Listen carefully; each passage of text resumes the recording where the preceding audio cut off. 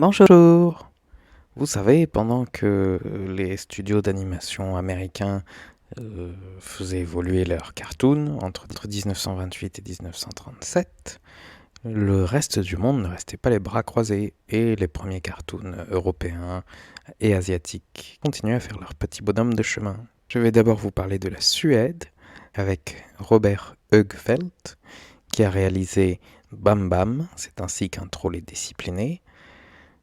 Un conte rigolo avec un troll qui poursuit des enfants, 1934.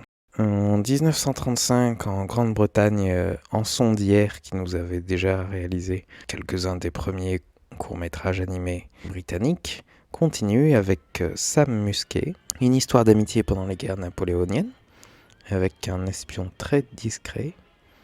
Et on a aussi l'apparition de Sammy et Saucisse, avec de Joe Noble. Des cartoons muets qui mêlent habilement dessins animés et prises de vue réelles truquées. Quelques réalisateurs ont produit des cartoons en France. L'artiste peintre Anthony Gross, qui a réalisé La joie de vivre, également en 1934. Un conte poétique dans un style sublime qui prépare au style UPA. Tandis que notre Lortac national réalisait des films publicitaires. En Russie, où des moyens métrages d'animation avaient déjà été réalisés. On a droit en 1929 à Pochta, qu'on pourrait traduire par courrier, par Mikhail Tsekhanovsky, qui réalisera d'autres courts-métrages plus tard. Courrier est un cartoon de multiples techniques d'animation qui met en avant la post-soviétique. La compagnie russe Soyuz Multfilm produit également Kolobok, où une petite boule de pain devient vivante et vit des aventures.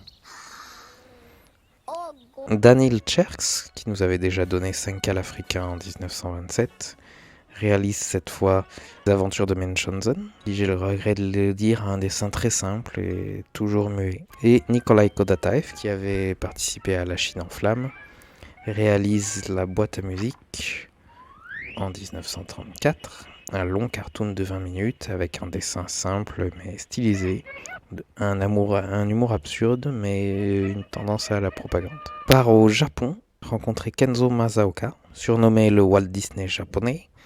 Il a fait des études d'art avant de devenir réalisateur en 1932 en réalisant son premier film, Sarugashima l'île aux singes, et créé son propre studio, le Masaoka Film Production à Kyoto. Contrairement à tous ses contemporains, Masaoka utilise les celluloïdes, comme aux États-Unis, plutôt que du papier découpé. Il réalise le premier film d'animation parlant japonais, Le monde du pouvoir et des femmes. Mitsuyo Seo a également réalisé plusieurs courts-métrages d'animation. Courts-métrages, il a été très prolifique dans le monde de l'animation. De même que Oishi Ikuo, qui a réalisé Le répondeur de la souris en 1931. Tanuki Bay pour filles. Une animation simple mais assez jolie.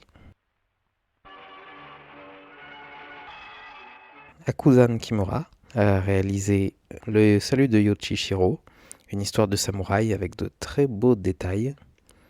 Et enfin, un des réalisateurs les plus prolifiques de cette période, Yasuji Murata, qui réalisera une série de courts-métrages mettant en scène Momotaro, avec un voyage en train d'animaux anthropomorphisés très beau, mais malheureusement muet, où on assiste à un voyage en avion, Momotaro sous l'eau, un entraînement de chiens samouraïs et divers autres cons. Voilà, ça a été donc une période beaucoup moins prolifique qu'aux États-Unis, en tout cas pour ce qui nous en est parvenu, mais différents styles commencent à se mettre en place et à se développer.